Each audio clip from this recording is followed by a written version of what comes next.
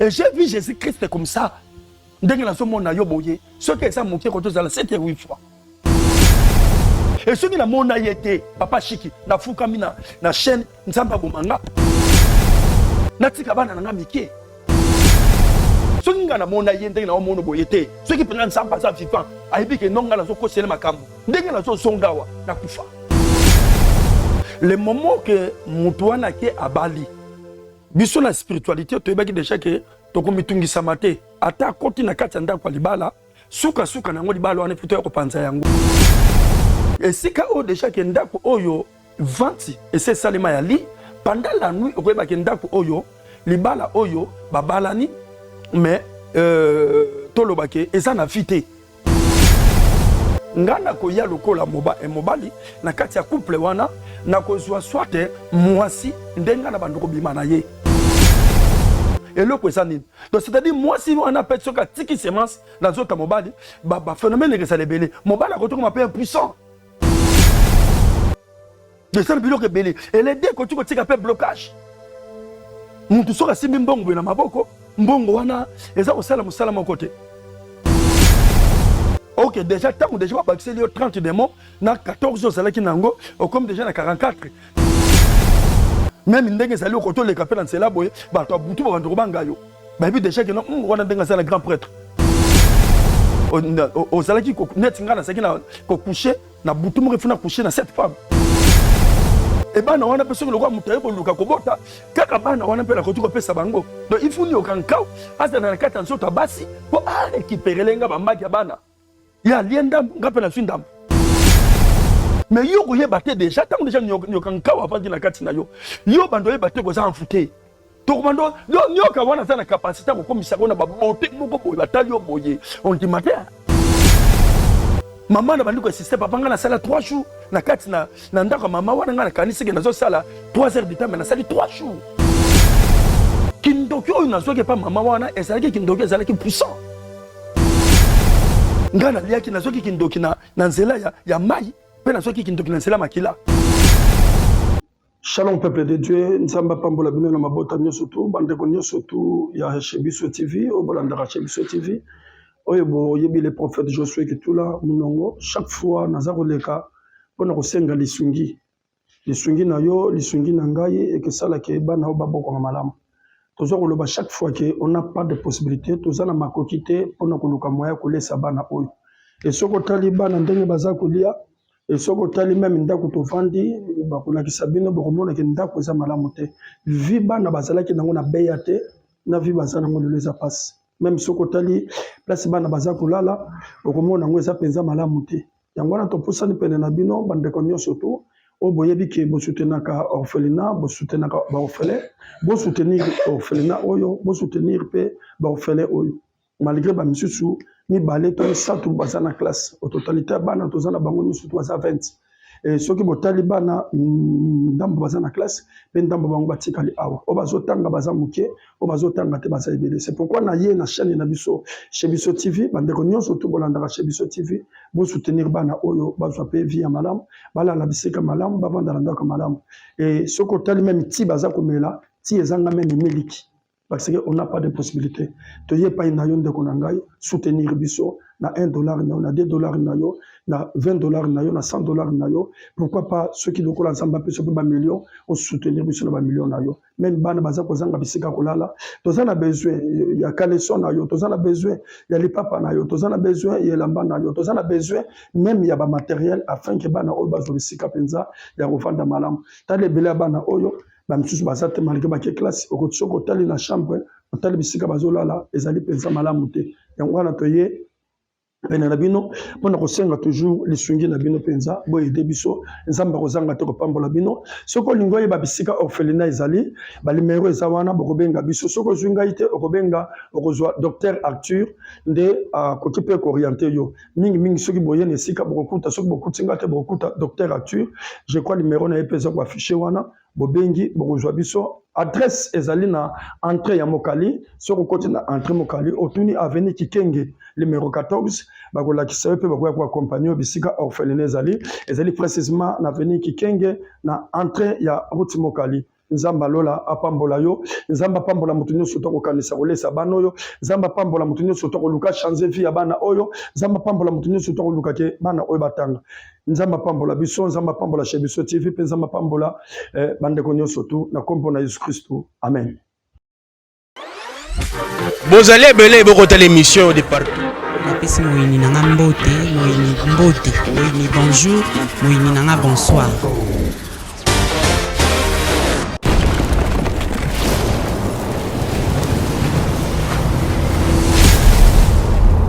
Chez Bissou Télévision, chaîne Oyo Kokani na yo. Messieurs, bonjour et bienvenue sur votre chaîne chez Bissou Télévision, la chaîne qui vous ressemble.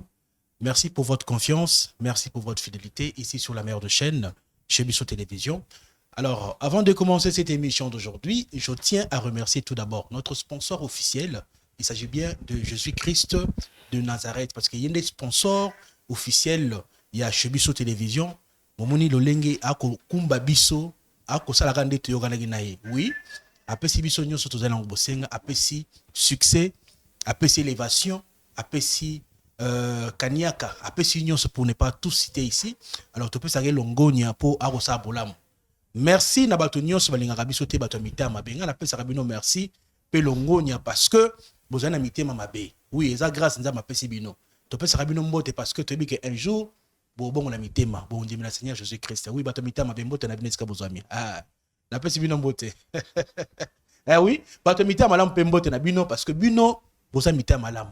Bino bobi ko solo la. Ah, bino bo solo na bato bien. Papa Chic Mukadi apesi bino mbote esika bozami. Mbote pe na orphelinat Shela Mwanda. Maman na biso Shela Mwanda na pesio mbote pe longonia na lolenge okolie sabana bitike. Nano na mona orphelinat te bana bakola mkana tongo 6h du matin ba mili tina pain au lait. Ta ba mili tina pain au lait na 12h30 ba le fufuna semoula jaune. Mona 4 soso.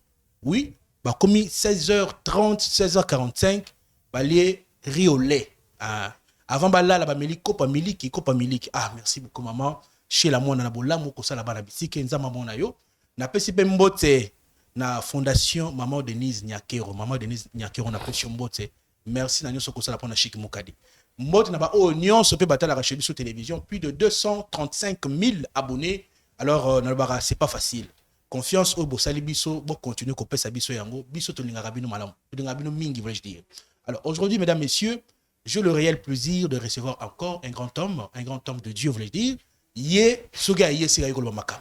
Aïko dévoiler Satan, na misala na yé, oyo ako bébé sa peuple de Dieu, batba ko kufa, batba ko kende, na lilita avant, parce que Satan ako sakana bon inaba. Kasi le to le beli moi point moko très important, o tozu m'appelle mingi pa ya batu. Ma matali, ma femme de nuit, mari de nuit, to le bela lo lengeni ni diable a bundisar batu. Ba lien famille. Qui est diable? Qui est Satan? Qui est Lucifer? Le lengeni le diable a opéré kaba mission na na vie te pe na bon ya bana na tambe. Voilà. Avec papa José Kitola parce que vous savez très bien que je rappelle azali ex sataniste yé azalando ki munene aibi lo lengeni ni bandoki baloka kabatu. Aibi lo lengeni ni bandoki ba baby sa vie abatu. Raison pour laquelle mesdames messieurs naza na isengo ya koyamba ye mokola lelo papa na pesi mbote. Oui, merci Ming, Papa Chic Nkolo apambola yo vraiment. Merci beaucoup Papa José Kitola. Na yango kamba biso na losambo ya moto kota na mozindo ya masolo na biso. Seigneur to pamboli liboso chaîne wezo salake sangwe panzana partout to pamboli balandi nyonso to pe to pamboli batu ba ko s'abonner to pamboli pe aussi ya bo zambe alola batu nyonso ba ko partager message oyo. Batela pambola na kombo na Christo. Amen.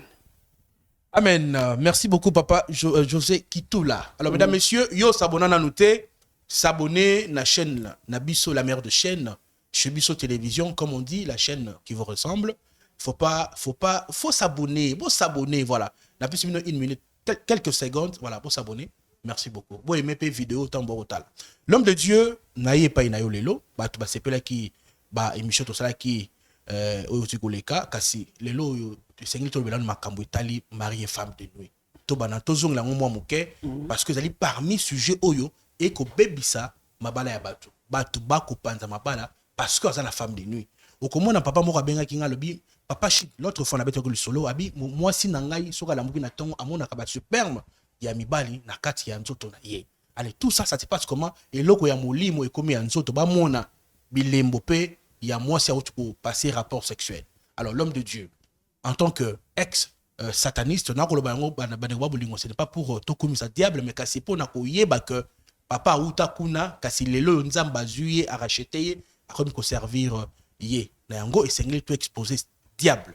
L'homme de Dieu, ça se passe comment? Makamwitali, femme de nuit et mari de femme de nuit et mari de nuit. Oui, merci papa Chik Moukadine, Samba Pambolayo. Première des choses, domaine, il y a mari et femme de nuit.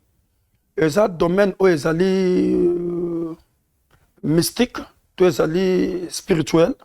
Mais où ils fait nayango, dans le bar chaque fois, et ça cause la réel, où ils fait nayango, dans le bar chaque fois, et ça continue, qu'on compliquer vie à batou.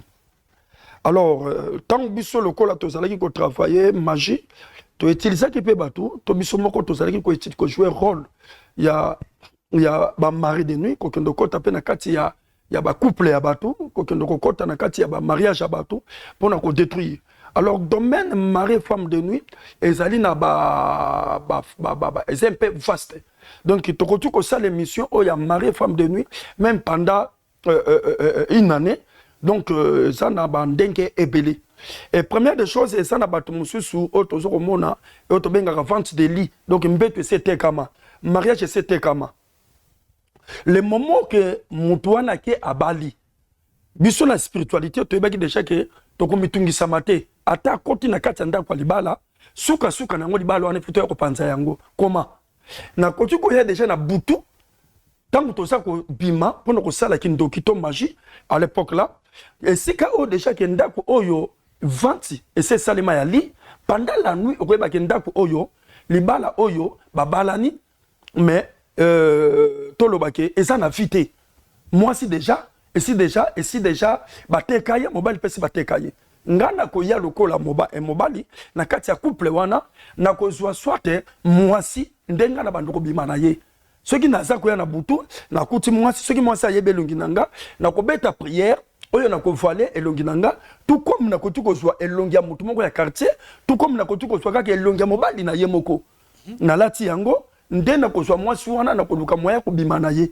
Et tanga na so bimana ye, lokola mari et mobali na ya butu ou mari de nuit na ye, tango oyo na ko échakier, ye pas ko échakier, na ko soit sperme. To mai o ya mibali o ngana tika kina zoto na ye et que ça une malédiction na ko maudire yango ngana ko so o mai o ya bimisi ndenga ina ko kende na yango pona ko sala makambo mususu na mai wana et tango ya ko tika la wana na ko tuko so tango musu mobali na ye tango ko luka bando simba ye abando ko senti gwe mobali na été pourquoi parce que pendant la nuit abimaki déjà na muntu moko o yazali spirituel abimaki déjà na être moko za spirituel oyo déjà que vie ya mutu wana et ça déjà sacrifié na mboko ya satana tango ngai déjà na sacrifier na lia na sala contrat moko boina na satana na sali alliance moko parce que il y a la différence celui qui a vendu son âme et celui qui a fait l'alliance. Donc ça deux choses différentes. Ngai na sala déjà alliance na satana et tango déjà na sala ko vivre na mwasi na kati na butuana yebaka Bible lobi 1 + 1 est égal 1.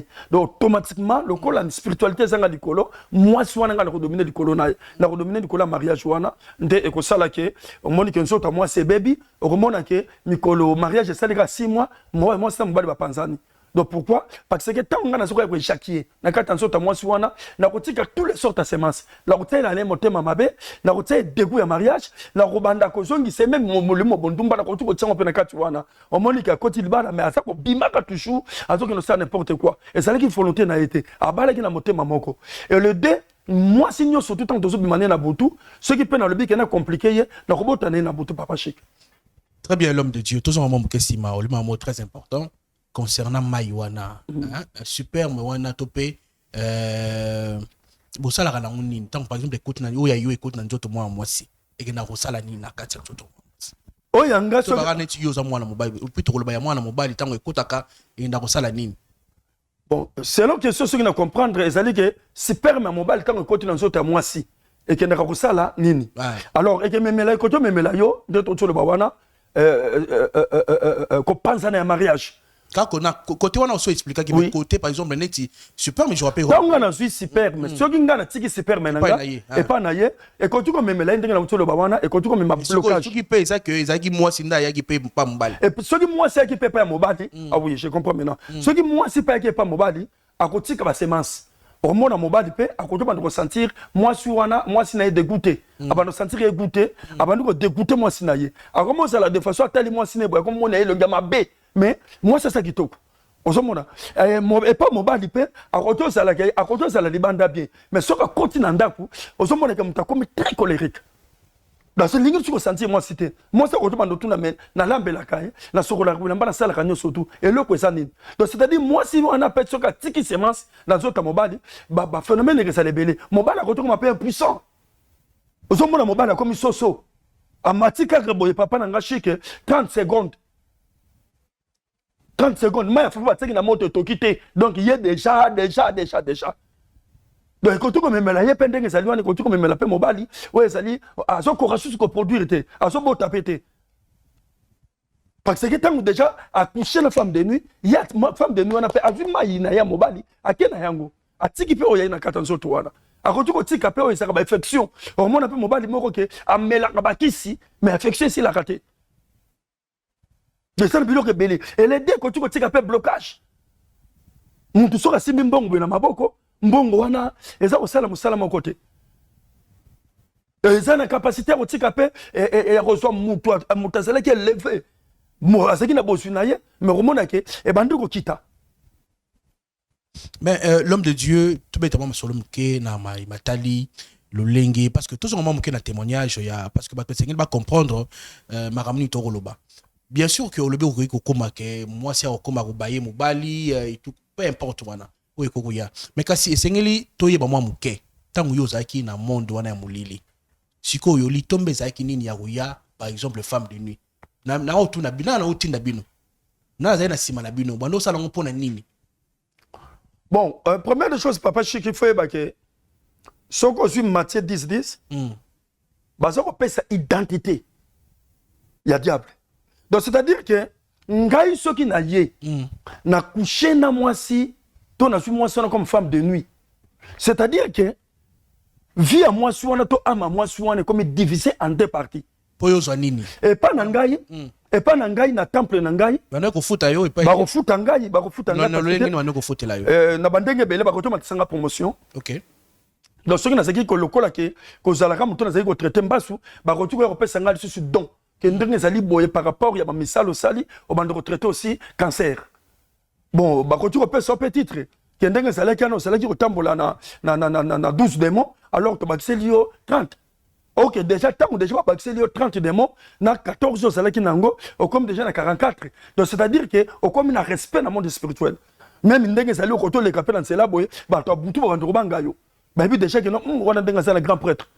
Donc ça va fantasme belé et les deux ce qu'on sait le kowana ce qui le cola que aux alaki ko net ngana ça qui na ko coucher na butu mo refuna coucher na cette femme au moni de temps nous ça la bilo kowana ba ko to bando kitiselanga na place ko coucher na cette femme et ko to bando kita au comment coucher na trois femmes mais yebisa bisonano il le nini bono ko utiliser sexe ya moi si ndenge nini po bobe bisa vie ya bana mibali bon sexe na do ba ke loko chaque fois papa Chiki sexe à moi c'est ça le col la poche sexe à moi si et ça le col la au monde mon tambo kanga ba pou donc c'est ça parce que na kati à moi si au kotika semence au kotika serpent le loba na basi mingi bazo botate moi si nyo surtout o ya santaka de cheki na kati ya libomo na ye loko tambola kaye il faye bakake abimana mobali moko mabe o ya kotisa nyo kana kati na ye ngo ba lelo bato zo benga nyoka nkawu biso to benga ngo serpent de l'air. Omoni na koto tika serpent de l'air na kata nso ta mwana mwasi. Alors serpent de l'air wana musala ne salike mwana mwasi wana tango na kotika serpent de l'air mwana mwasi wana mutu ko malikolo akopona mobali te. Mobali niyo surtout oyo ko kotisa nzoto ki mobali na kata mwana mwasi wana et serpent banda kotika vene. Serpent banda kotika vene et serpent banda ko récupérer kaka grâce banda ko récupérer chance. Ya mibali nyoso Ya mibali nyoso to aso ya wana. Alors tant moi la moi soana Ce qui le colle à ton moni que tu utilises mingi. Tant qu'on a un côté dans le libala, kobote banda koyate. Pourquoi? Tant que bando luka kobota, niokankau, to serpent de l'air, abando fungola monokone, pona ko melaka, ba maki abana. Et tant que solia ba maki abana wana, eza ko sala ke ngana temple na zala makasi. Eza ko sala ke na temple na ngata bo betinga biloko moye kote sate. Ezo sala ke na temple na ngai, makambu nyonso na ko sala récit. Donc ceux qui le collent na tsaki le colle ba serpent de l'air na basi le colle 1000. Imaginez que ceux qui le collent qui basi 1000 ba so ko duka kobota. Et bana wana ba nyoka sa ko lia ba maki wana. Ngana so sala makasi. Tout compare ko tout na yeke au lieu de chaque combien de bana ko to speaking na libumu ngana sa tam sula bana 10. Na ebise ya ko sansela nga na tango ba ko sansa bana wana bana ba ko to koma ba démon. Bana ba ko koma ba esprit. Et bana wana personne le quoi mutaye ko luka kobota kaka bana wana pe la ko to pesa bango. Donc il faut ni okankao asa na kata nso ta basi pour récupérer lenga ba maki bana. Ya lienda ngape na swindam. L'homme de Dieu, lui m'a un mot très important. Tu vas en avoir un wana. À part wana, bano ko travailler na ba lo lengini. Ba mission ni bano ko pesa bango basi wana oyo ba par exemple oso kotsa elo mabikat na bango. Ba mission za lo lengini bano ko sala poete ba ba ko attirer mi bal pene na bango. Bon, première des choses papa chic.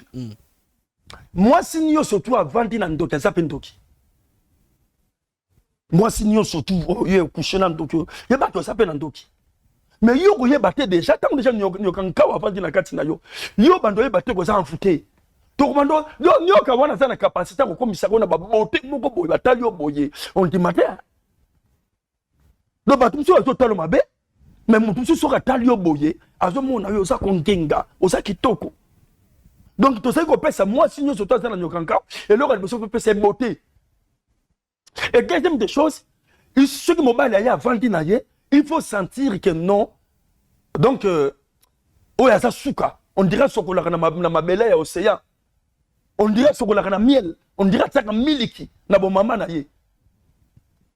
Donc, à tout que au bande ko raisonner kaka.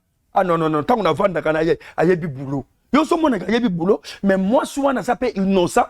Oh, yo ba so ko diriger na temple moko boy. Parce que nyokankao azalima na pona ko pesa ka yo beauté, pona ko pesa ka mibali goût. Pour pas qu'il y ait de musique, voilà, merci beaucoup l'homme de Dieu. Tous les cana Maïmatali. C'est profond, hein, papa chic. Tu continues ce genre apparemment. Bon, ce qui m'a déclaré, bon. Tu na moi mutu na mususoye na mutu batbog. Moi na moi si. Pourquoi ndoki ya moi na moi si azalaka. Muté mabe makasi, ce qui ndoki ya moi si alokio, au moins na ki za plus élevé que ya mobali. Pourquoi ils ont bon? Bon, déjà dans la spiritualité, même dans le domaine, il y a bon Zambé. Papa Chiki Limbisanga, papa Bolimbisanga, partout au Sali, na Lingarabino Mingi. Papa Chiki, ceux qui battent Ningaï na Nzambé, Totielio Bana Mibali 100, Totielio Bana Basi 50. Pendant la 4 églises, Banani Baya, na Rolobaki ba Mama Baya. Ponani. Ce côté Jésus-Christ est ministère naie à ce qu'on fait mingi na takwa ba maman. Et papa Chiki même dengo to sala kan église boye, la plupart des églises au tonga na Congo, ba tongi ngo mingi sa ba maman. Donc ba saka na facilité, dengo zamba salela bango, ya ko yambelo ko na facilité. Pe ya ko servir na facilité. Pe yeba que même l'église biso to ça et ça na maman zamba pambola ye maman luta mobali ne professeur mobali na bina mono sur l'église té maman le bi ke na ko kende église papa le bi pona na chambre na ola na salon maman na bina banda ko lala na salon maman wana lo les hommes na sala 2 ans na cuisine mais ya église akima mbetu na mobali na ye si bana be ba déclarer non ne faut maman zonga na chambre do tala motema donc zambe nsenga salele ba maman salele ba papa. C'est un peu différent.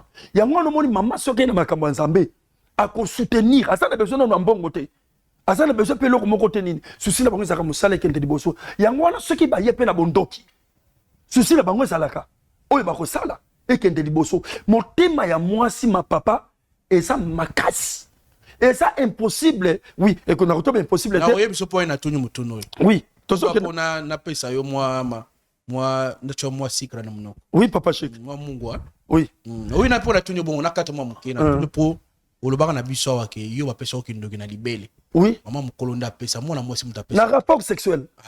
Et puis na libele ozwa kindoki. Rapport sexuel et puis na libele. Mais sikoyo biso to tuna ozwa kindoki yango bongo. Qu'est-ce qui prouve kindoki yango pesi là? Pour batumi ba on. Qu'est-ce qui kindoki pas mwana mwasi basi ba mtema makasi. Mais qu'est-ce qui prouve que kindoki wana ici là? Continuez pas on ngana peso mwanda. Merci papa. Merci. Continuez maloba nayo. Merci. Yango moni même moi si ceux qui a hier azui kindoki motema na ezalaka mabe asaka na pardon te. Dans le domaine de la spiritualité papa Chic motema moi si donc c'est difficile pour nous mais quand même qu'on décortique en profondeur. Motema moi c'est ça très compliqué. Yebelo komoko yo ata lelo comme milliardaire et ça passe pour la moi sur nos poisons. Mais moi si ce kabimi libanda à sa capacité au bon mobile n'est même à sa milliardaire pour abîmer le mobile de banda. Donc mon thème à moi c'est ça mon thème à ma vie. Dengue ce que comme il a boutou et ça mon thème mon papa Chic même de travail qui magie. Donc c'est ça que comprendre en côté. Donc c'est difficile aussi pour nous mais qu'on décortique en profondeur. Même sur une église, au tel place va se soutenir au retour le non. Donc c'est-à-dire Nzamba sala moi c'est ça mystère et ça caché. Donc c'est difficile pour tout le belango. Libele maman wana ngana melaka ngo oui, to passa na rapport. Azalaki oui, faut préciser maman parce que moi na mukete. Mais moi na mukete papa Chic. Na koko donc. Koko. Donc to le papa na ngana azalaki kokoloko na ye. Kokoloko na ye parce que j'étais encore trop jeune. Mais maman wana c'est déjà âge ça qui avancé. Maman na c'est ko tambola te. Donc ceux qui âge ça muke ba 70 à 80. Maman âge azalaki nango. Mais tant que to continue na ndako ntena le baka toujours. Maman na bandiko système papa ngana sala 3 jours na kati na ndako mama wana ngana kanisi na zo sala 3 heures de temps mais na sali 3 jours na kati ndako mama wana. Oui. Kindoki oyo na zoke pas mama wana ezalaki kindoki ezalaki puissant. Ezalaki puissant. Mais tant qu'on a contenu na Jésus Christ, Christ il est plus que même bondoki mama wana. Christ il est plus que même c'est sa mama wana. C'est pourquoi ngana liaki na soki kindoki na nzela ya mai pe na soki kindoki na nzela makila. Mais Christ peut t'envoyer sur la croix de Golgotha et sengela ki mai na makila bima. Alors on les a sauvés. Ceux qui parmi bateau papa Chiki yo moko ça on est baka que papa je sois banga ensemble parce que bandanga na bandako leka wana zolanda presque 3 ans ba retour resate. Retour resate papa Chic. Même donc on va dans les baka penza que ceux qui ba lobby que non ba to abengo 10 ba bi que non pesa biso ba sala ensemble o ba le kana chez biso TV o yebe que ba tambola kana crête ensemble.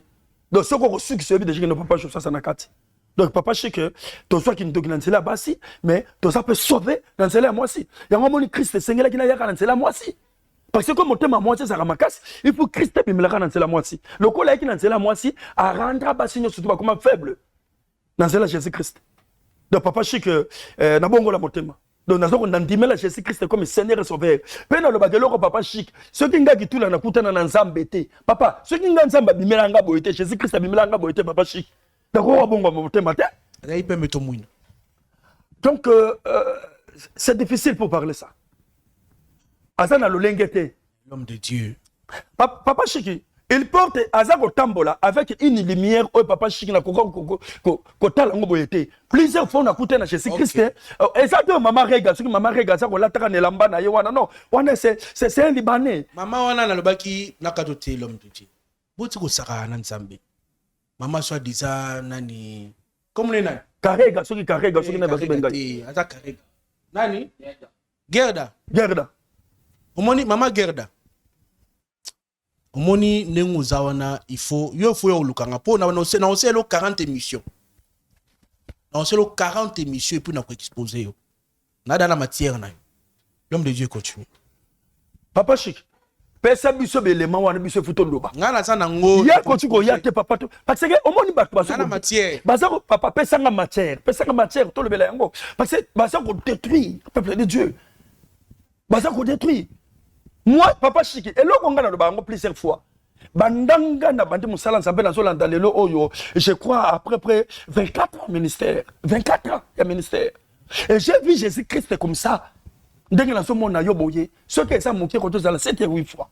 Et ce qui na mona yete, papa Chic, na fukami na chaîne nzamba bomanga. Na tika bana nga mike. C'est le malhomme de Dieu. Non. Parce que papa, le bateau, c'est ce qui a mon ayende na mon boyete. Ce qui prennent ça pas ça vivant. Aibi que non ngala zo ko sele makambu. Ndenge na zo songawa na kufa. Très bien. Papa Chic. L'homme de Dieu a fougamie hein. Bino ba bondi mate ki nzamba sala. Je sais ça vivant papa. Bino ba bondi marati ba tu mité mama Jésus a ça vivant papa et ça te va faire sur bateau ça là baiser photo. Photo là parce que baiser et ça photo il y a CX.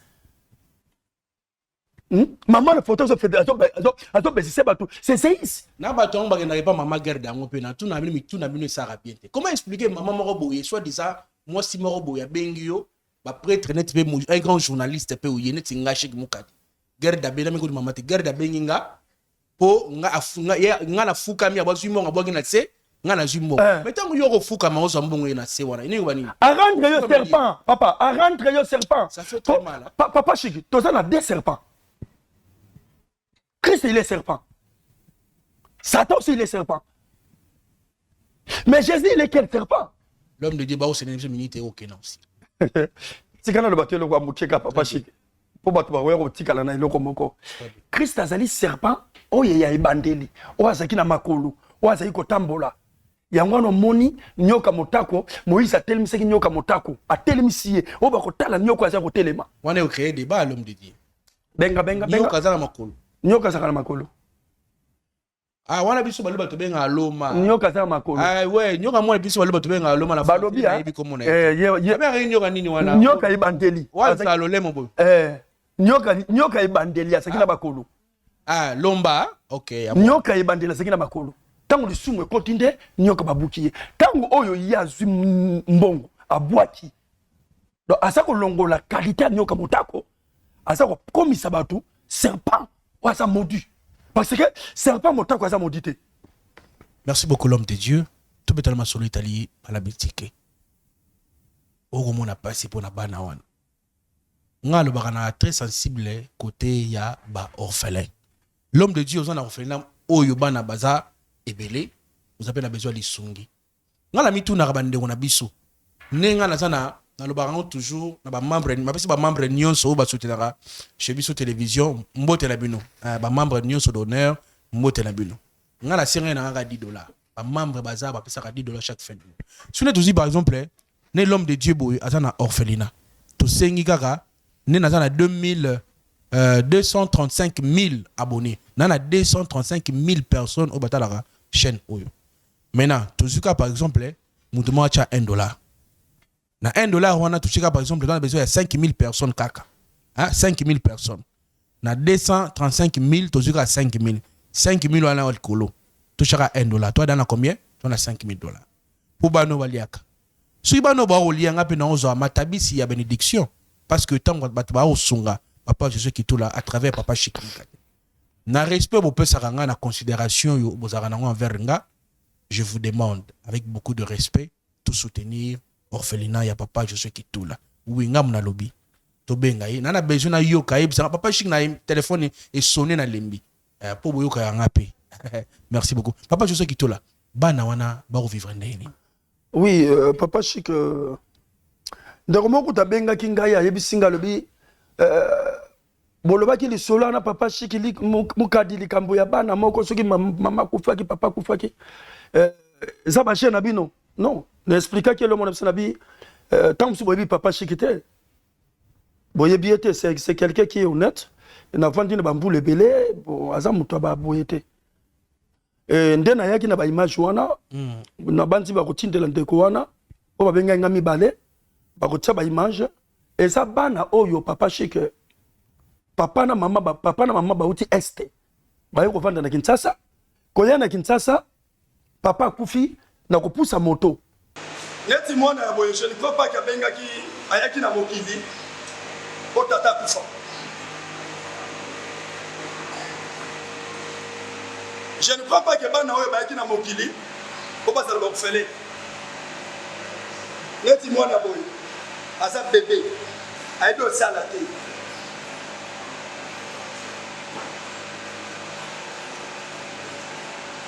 mais lelo batikali bakufele papa kufi na liwa kanisa kite abimi tongo alobi la kioko luka moto po bana na balia mais après kuna azongi peta kufi mais bien aimé alors le lorsqu'elle l'orphelin tata bango eza yo ezanga donc c'est-à-dire que ce qui yo na mutuna yo ozo kwandisa ile ko mokote donc fallait balia même dès que ça la bango kuna Fubala. Laisse-moi là, bébé. Na évité. On va passer explication. Laisse-moi même on va passer explication. Après un mois, maman, moi si n'est pas aboti, pratiquement si n'a. Donc après 2 mois, moi si n'a souci à mobile naye. Akufi même ndenge na solo baba ibembeza na morgue je crois to so kunta yango vendredi awa mais yepé assez souci sous bala papa yango no moni papa Chic mutu fo ka conseil na suis terre ko conseiller donc atiki bana wana ndo so mona na image mwana ya bébé na mwana muke ya mususu wana sana 200 sur 300 et nazo parler ngo de ko na fata la bien nazo parler ngo na église nazo ganga na misu église pour moi on a teke zaki aventure vraiment papa Chic ndenge uti ko loba wana nzamba pambola bande ko nyo surtout ba ko kanisa biso pour déjà sur lobby numéro de téléphone bande ko nyo surtout bolingbo na bandi ko so mona pe ba image ya orphelinat ndenge zo leka batu nyo surtout bolingbo soutenir biso toza na M-Pesa toza pen Orange Money o ba monique ba ko to soutenir notre orphelinat et na bossa na papa Chic mbaleleka ka wana c'était prévu to tonga na deuxième niveau de to orphelinat déjà si to kula tozo lukaka pe ba brique poto matisa to tia orphelinat na carte église to lunga système à refouter là numéro na biso sali plus 243 81 41 88 012 et les mêmes numéros ça na M-Pesa okoto benga na okoto tinda na M-Pesa et les mêmes numéros ça na WhatsApp so ça na besoin benga biso okoto benga biso na WhatsApp et tout ça sur son numéro na biso sali 085 61 94 94 0 na suka bande konyo surtout basana besoin ya kobenga biso et les deux dans un na carte service ya délivrance donc moni ko ça ba problème ça spirituel benga biso to ko aider na ba problème nyo surtout ezali spirituel. Voilà, mesdames, messieurs, on est à la fin de cette émission d'aujourd'hui. Police de Star, une émission d'analyse et critique. Je tiens à remercier tous nos abonnés où ils m'appellent Biso Confiance. Un grand merci à vous. Merci na lolenge bopona chez Biso Télévision. Bota la paix, Bobeti Chic Mukadi officiel. Wana chaîne na Biso ifungwa mais oui, chaîne sika to komi na plus. Oui wana na sabdi ke na okansa. Na ska collection. Yazaka oui.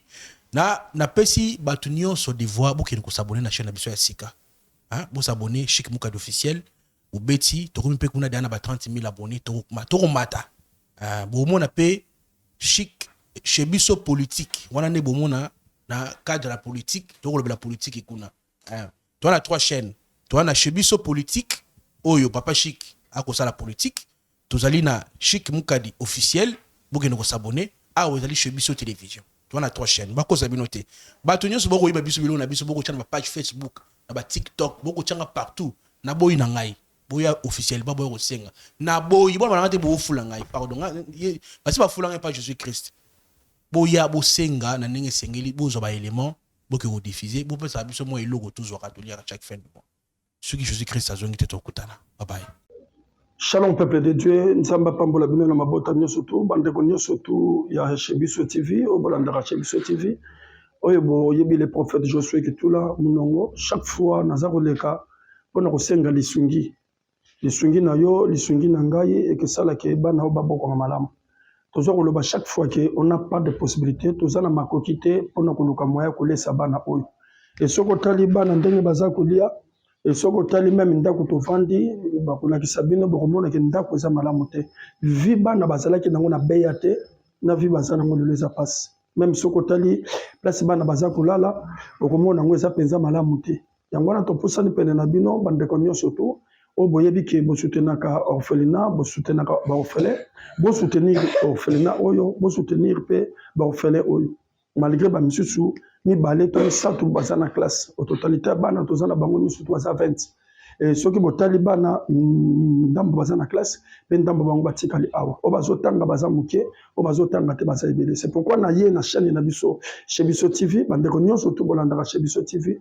bo soutenir bana oyo bazwa pe vie ya malamu bala la bisika malamu bavanda na ndako malamu et ce ko tali même ti baza komela ti ezanga même miliki parce qu'on n'a pas de possibilité.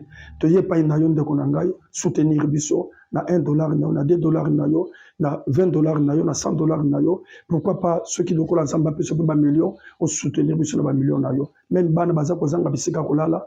Tozana a besoin il y a caleçon nayo, tozana besoin il y a les papa nayo, tozana besoin il y a lamba nayo, tozana besoin même il y a ba matériel afin que bana oyo bazo bisika penza ya kovanda malamu. Tale bela bana oyo ba msusu basate malgré ba classe okotso tali na chambre otali bisika bazolala ezali penza malamu te yango wana toye pena na bino pona kosenga toujours lisungi na bino penza boye debiso nzamba kozanga te kopambola bino soko lingoye ba bisika orphelinat ezali ba numéro eza wana bokobenga biso soko zwinga ite okobenga okozwa docteur Arthur nde kokipe ko orienter yo mingi soki boye ne sika bokokuta soki bokutinga te bokokuta docteur Arthur je crois numéro na epeza ko afficher wana bobengi bokozwa biso adresse ezali na entrée ya Mokali soko côté na entrée Mokali otuni avenue Kikenge numéro 14 bakolakisa yo pe bakoya ko accompagner bisika orphelinat ezali précisément na avenue Kikenge na entrée ya route Mokali. Nzamba lola apambola yo nzamba pambola mutu nyonso to kokanisa kolesa bana oyo nzamba pambola mutu nyonso to koluka changer vie ya bana oyo nzamba pambola mutu nyonso to koluka ke bana oyo batanga nzamba pambola biso nzamba pambola chez Biso TV pe nzamba pambola bandeko nyonso tu na kombo na Yesu Kristo amen.